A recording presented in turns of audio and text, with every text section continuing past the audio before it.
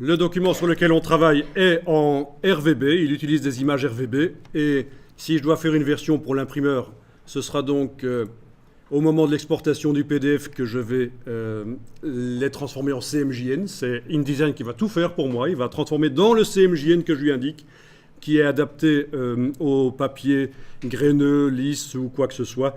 Il y a plein de normes en fait, c'est l'imprimeur qu'en fonction du papier que vous choisissez chez lui qui va vous dire quelles normes il faut utiliser lors de l'exportation du PDF.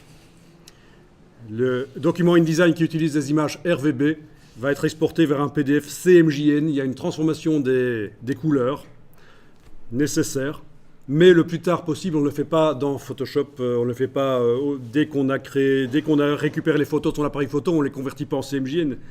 C'est un problème, ça ne se fait plus comme ça. Ici, je tape juste dans Google, ne le faites pas, je vous montre, je tape InDesign should use RGB, et désolé, c'est en anglais. Et il y a une raison pour ça, c'est que parce que dans les pays francophones, on a tendance à dire que les techniques de gestion des couleurs que Adobe, Apple, Heidelberg, etc. ont mises au point ne fonctionnent pas, ce qui est évidemment faux. Alors l'article ici vous dit pourquoi vous devriez importer des images RGB dans InDesign et les convertir en CMJN à l'exportation.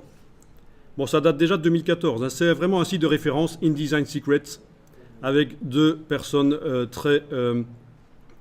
évidemment des experts. Et alors l'article vous dit oui, vous avez probablement appris à convertir les images en CMJN dans Photoshop avant de les mettre dans InDesign. Et oui, on sait que vous le faites depuis 1989 avec PageMaker. InDesign, c'est 1999. Hein. Mais donc avant InDesign, il y avait d'autres logiciels de mise en page. Mais vous savez quoi? On est au 21e siècle et maintenant il est temps de se réveiller. Prenez un café et changez vos habitudes.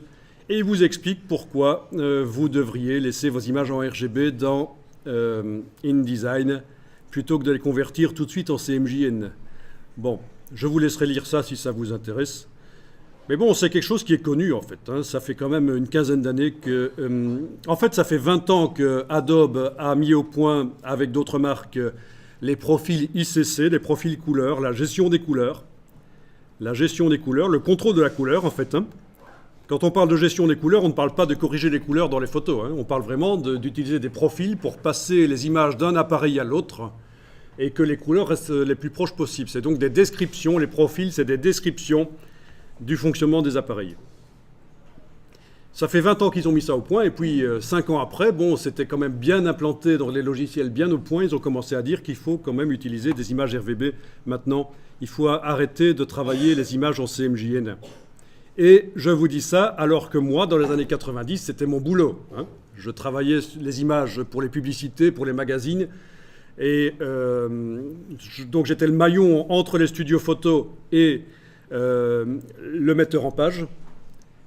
C'est ce qu'on appelait la photogravure.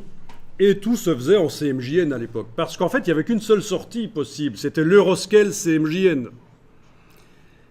L'offset, la presse de l'imprimeur aux normes Euroscale, coated, et voilà. Mais depuis lors, il y a plein d'appareils qui sont apparus. Ça ne vous a pas échappé que des smartphones, ça existe, et des tablettes. Hein. Voilà.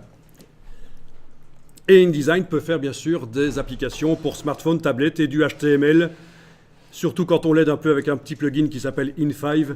Il fait encore mieux ça. Voilà, voilà.